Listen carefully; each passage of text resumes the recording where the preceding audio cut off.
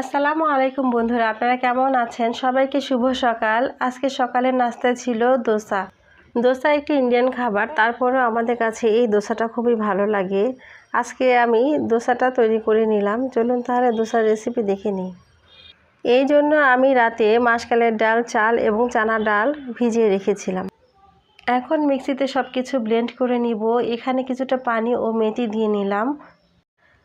দোসার batter ready হয়ে গেছে। এখানে কিছুটা লবণ এবং ভাজা শুকনা মরিচের গুঁড়া দিয়ে দিলাম। ব্যাটারটা সেট হওয়ার জন্য কিছুক্ষণ ঢেকে রেখে দিব। এখন দোসার জন্য একটি পুর তৈরি করে নেব। এই জন্য একটি প্যানে কিছুটা রান্নার তেল দিয়ে দিলাম, পেঁয়াজ কুচি, পাঁচফোড়ন এবং কয়েকটি গোটা শুকনা মরিচ দিয়ে দিলাম। এরই সাথে টমেটো কুচি, কাঁচামরিচ কুচি, সিদ্ধ করা আলু ম্যাশ করে রেখেছিলাম দিয়ে দিলাম এবং স্বাদমতো লবণ দিয়ে দিলাম। কিছুটা হলুদের গুঁড়া, মরিচের গুঁড়াও দিয়ে দিলাম। সিদ্ধ করা চানা ডালগুলোও দিয়ে দিলাম। এবার সবগুলো উপকরণ ভালোভাবে মিশিয়ে নিতে হবে এবং নেড়ে চেড়ে ভেজে নিব এবং ভাজাটা হয়ে গেলে কিছুটা ধনিয়া পাতা কুচি ছড়িয়ে দিয়ে নামিয়ে নেব।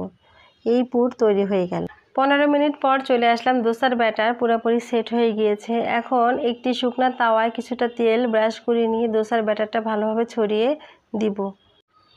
এরপরে চারপাশ দিয়ে কিছুটা তেল দিয়ে দিব। এখন দোসার পুরটা দিয়ে ভালোভাবে উল্টিয়ে দিব। তৈরি হয়ে গেল দোসা। দোসার জন্য একটি সস তৈরি করে নেব। কাঁচা ধনিয়া পাতা, কাঁচা মরিচ, কাঁচা রসুন, কাঁচা আদা এবং কিছুটা লবণ দিয়ে এই সসটা তৈরি করে নেব। আসলে দোসা অনেকভাবেই খাওয়া যায়, তবে আপনারা কে কীভাবে দোসা করেন সেটা কমেন্টস করে জানাবেন। আজকের মতো এই পর্যন্ত। সবাই ভালো থাকুন।